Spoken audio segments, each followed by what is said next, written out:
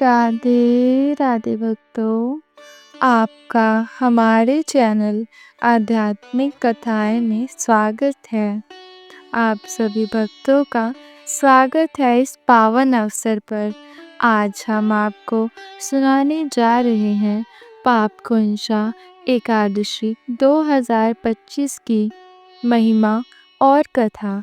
यह एकादशी हर साल आश्विन मास के शुक्ल पक्ष की एकादशी को आती है और भगवान विष्णु की उपासना के लिए अत्यंत ही शुभ मानी जाती है।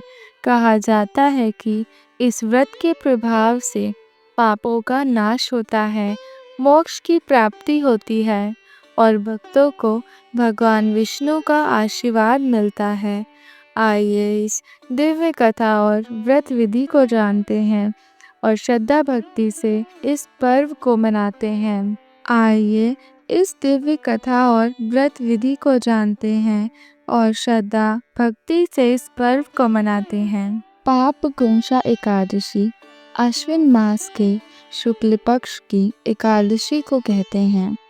इस एकादशी का महत्व स्वयं भगवान श्री कृष्ण ने धर्मराज युधिष्ठिर को बताया था। इस एकादशी पर भगवान पद्मनाथ की पूजा की जाती है। पाप रूपी हाथी को इस व्रत के पुण्य रूपी अंकुश से वेदने के कारण ही इसका नाम पापकुंशा एकादशी पड़ा। इस दिन मौन रहकर भगवत स्मरण तथा भोजन का विधान है। इस प्रकार भगवान की आराधना करने से मन शुद्ध होता है तथा व्यक्ति में सद्गुणों का समावेश होता है। आइए जानते हैं पापकुंशा एकादशी की व्रत विधि। इस एकादशी व्रत का नियम पालन 10वीं तिथि की रात्रि से ही शुरू करना चाहिए तथा ब्रह्मचर्य का पालन करें। एकादशी के दिन सुबह नित्य कर्मों से निवृत्त होकर साफ वस्त्र पहनकर भगवान विष्णु की शेषशय्या पर विराजित प्रतिमा के सामने बैठकर व्रत का संकल्प लें। इस दिन यथासंभव उपवास करें। उपवास में अन्न ग्रहण नहीं करना चाहिए। संभव न हो तो व्रती एक समय फलाहार कर सकता है। इसके बाद भगवान पद्मनाथ की पूजा विधि विधान से करनी चाहिए। यदि व्रत करने वाला पूजन करने में समर्थ हो तो पूजन किसी योग्य ब्राह्मण से भी करवाया जा सकता है। भगवान विष्णु को पंचामृत से स्नान कराना चाहिए। स्नान के बाद भगवान का चरणामृत व्रती को अपने परिवार और सभी सदस्यों को देना चाहिए। इसके बाद भगवान को गंध पुष्प, धूप, दीप और नैवेद्य आदि पूजन सामग्री अर्पित करें। विष्णु सहस्त्र नाम का जप करें एवं उनकी कथा सुनें। रात्रि को भगवान विष्णु की मूर्ति के समीप को शयन करना चाहिए और दूसरे दिन यानी द्वादशी के दिन वेद पाठी ब्राह्मणों को भोजन कराकर दान कर आशीर्वाद लेकर ही जाना चाहिए। इस प्रकार पापकुंशा एकादशी का व्रत करने से दिव्य फलों की प्राप्ति होती है। आइए जानते हैं पापकुंशा एकादशी की व्रत कथा। धर्मराज युधिष्ठिर कहने लगे कि हे भगवान, आश्विन शुक्ल एकादशी का क्या नाम है? आप कृपा करके इसकी विधि तथा फल कहिए। भगवान श्री कृष्ण कहने लगे, हे युधिष्ठिर, पापों का नाश करने वाली इस एकादशी का नाम पापकुंशा एकादशी है। हे राजन, इस दिन मनुष्य को विधि पूर्वक भगवान पद्मनाथ की पूजा करनी चाहिए। यह एकादशी मनुष्य को मनवांछित फल देकर स्वर्ग की प्राप्ति कराने वाली है।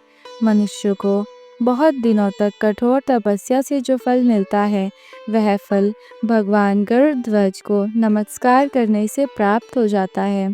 जो मनुष्य अज्ञानवश अनेक पाप करते हैं परंतु हरि को नमस्कार करते हैं, वे नरक में नहीं जाते। विष्णु के नाम के कीर्तन मात्र से संसार के सब तीर्थों के पुण्य का फल मिल जाता है। जो मनुष्य शार्द धनुषधारी भगवान विष्णु की शरण में आ जाते हैं, उन्हें कभी भी यम यातना भोगनी नहीं पड़ती। तो मनुष्य वैष्णव होकर शिव की और शैव होकर विष्णु की निंदा करते हैं, वे अवश्य नरकवासी होते हैं। सहस्त्र वाजपेयी और अश्वमेध यज्ञों से जो फल मिलता है, यह एकादशी के व्रत के 16वें भाग के बराबर भी नहीं हो पाता। संसार में एकादशी के बराबर कोई पुण्य नहीं, इसके बराबर पवित्र तीनों लोकों में कुछ भी नहीं है। इस एकादशी के बराबर कोई व्रत नहीं है। जब तक मनुष्य पद्मनाभ की एकादशी का व्रत नहीं करते हैं, तब तक उनकी देह में पाप वास कर सकते हैं। हे राजेंद्र, यह एकादशी स्वर्ग, मोक्ष, आरोग्यता, सुंदर स्त्री तथा अन्न और धन देने वाली है। एकादशी के व्रत के बराबर गंगा, गया, काशी, कुरुक्षेत्र और पुष्कर भी पुण्यवान नहीं है। हरिवासर तथा एकादशी का व्रत करने और जागरण करने से सहज ही में मनुष्य विष्णु पद को प्राप्त होता है। हे युधिष्ठिर, इस व्रत के करने वाले 10 पीढ़ी मातृपक्ष और 10 पीढ़ी पितृपक्ष, 10 पीढ़ी स्त्री पक्ष तथा 10 पीढ़ी मित्र पक्ष का उद्धार कर देते हैं। हे दिव्य देव धारण कर चतुर्भुज रूप हो, पीताम्बर पहने और हाथ में माला लेकर गरुड़ पर चढ़कर विष्णु लोक को जाते हैं।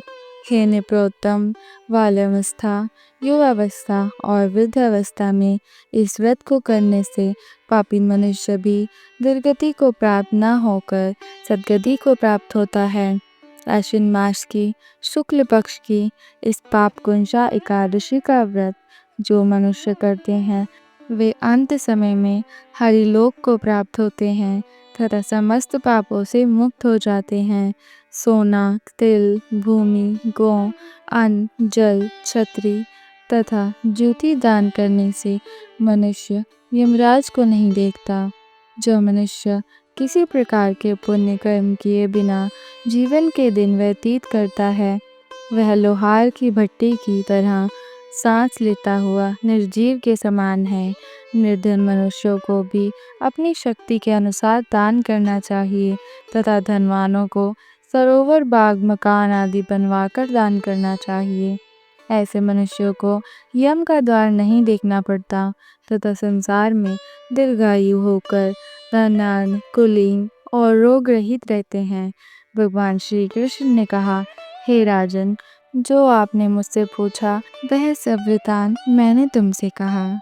आइए जानते हैं एक अन्य कथा। प्राचीन काल में विंध्य पर्वत पर क्रोधन नामक एक महाक्रूर बहेलिया रहता था। उसने अपनी सारी जिंदगी हिंसा, लूटपाट, महापान तथा मिथ्या भाषण में व्यतीत कर दी। जब जीवन का अंतिम समय आया, तब यमराज ने अपने दूतों से कहा कि वे क्रोधन को ले आए। यमदूतों ने क्रोधन को बता दिया कि कल तेरा अंतिम दिन है। मृत्यु के भय से भयभीत होकर बहेलिया महर्षि अंगिरा की शरण में उनके आश्रम जा पहुंचा।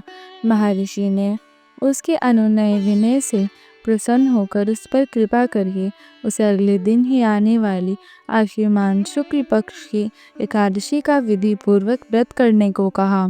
इस प्रकार वह महापापतारी वंद्या पाप कुंजा एकादशी का व्रत करके पूजन कर भगवान की कृपा से विष्णु लोक को गया। उधर यमदूत इस चमत्कार को देखकर हाथ मलते रह गए।